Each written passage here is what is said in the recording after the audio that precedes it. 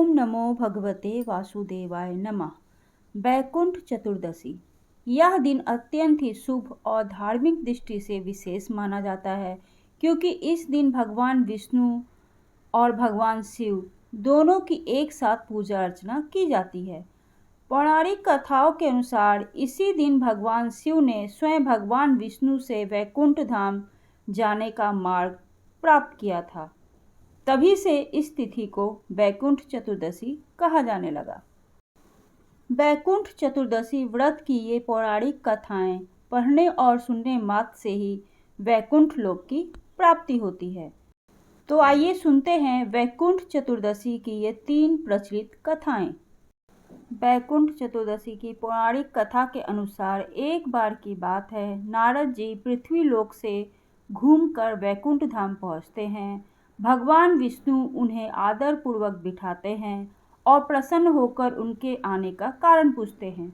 नारद जी कहते हैं, हे प्रभु, आपने अपना नाम कृपा निधान रखा है, इससे आपके जो प्रिय भक्त हैं वही तर पाते हैं, जो सामान्य नर नारी हैं वह वंचित रह जाते हैं। इसलिए आप मुझे कोई ऐसा सरल मार्ग बताएं जिससे सामान्य भक्त भी आपकी भक्ति कर मुक्ति पा सकें। यह सुनकर विष्णु जी बोले, हे नारद, मेरी बात सुनो। कार्तिक शुक्ल पक्ष की चतुर्दशी को जो नर नारी मेरे व्रत का पालन करेंगे और श्रद्धा भक्ति से मेरी पूजा अर्चना करेंगे, उनके लिए स्वर्ग के द्वार साक्षात खुल जाएंगे। इसके बाद विष्णु जी जय विजय को बुलाते हैं और उन्हें कार्तिक चतुर्दशी को स्वर्ग के द्वार खुला रखने का आदेश देते हैं।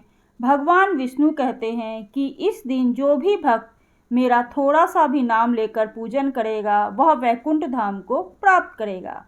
ओम नमो भगवते वासुदेवाय नमः। तो यह थी वैकुंठ चतुर्दशी की पहली कथा।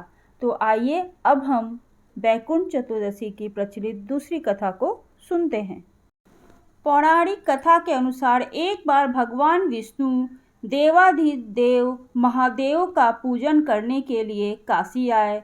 वहां मणिकर्णिका घाट पर स्नान करके उन्होंने 1000 स्वर्ण कमल पुष्पों से भगवान विश्वनाथ के पूजन का संकल्प किया।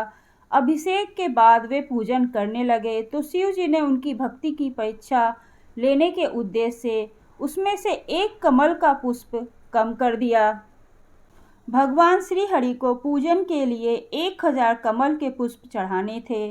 एक पुष्प की कमी देखकर उन्होंने सोचा, मेरी आंखें भी तो कमल के ही समान हैं, मुझे कमल नयन और पुंडरीकाक्ष कहा जाता है। यह विचार कर भगवान विष्णु अपनी कमल समान आंख चढ़ाने को प्रस्तुत हुए। विष्णु जी की इस अगाध भक्ति से प्रसन्न होकर देवाधिदेव महादेव प्रकट होकर बोले, हे विष्णु, तुम्हारे समान संसार में दूसरा कोई मेरा भक्त नहीं है।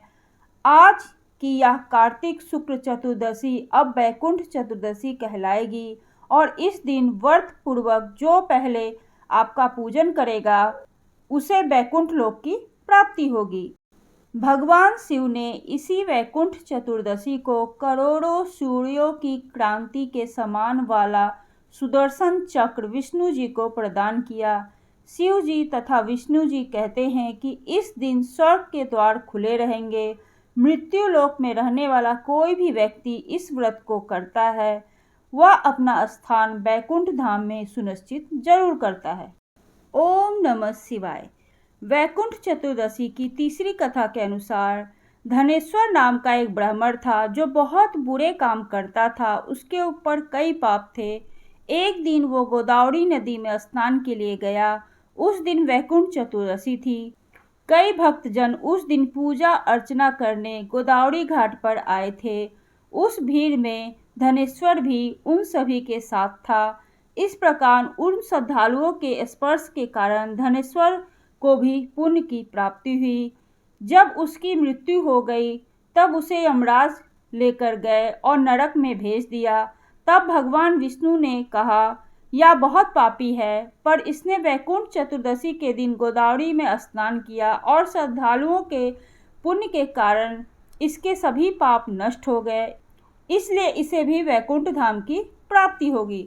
अतः धनेश्वर को बैकुंठ धाम की प्राप्ति हुई। ओम नमो भगवते वासुदेवाय नमः। तो यह थी वैकुंठ चतुर्दशी की 3 प्रचलित कथाएं और उनकी महत्ता। अगर आपको यह वीडियो पसंद आया है तो प्लीज़ मुझे कमेंट करके ज़रूर बताइए, और ऐसी ही धार्मिक और रोचक वीडियो को देखने के लिए प्लीज़ आप मेरे चैनल को लाइक करें, सब्सक्राइब करें।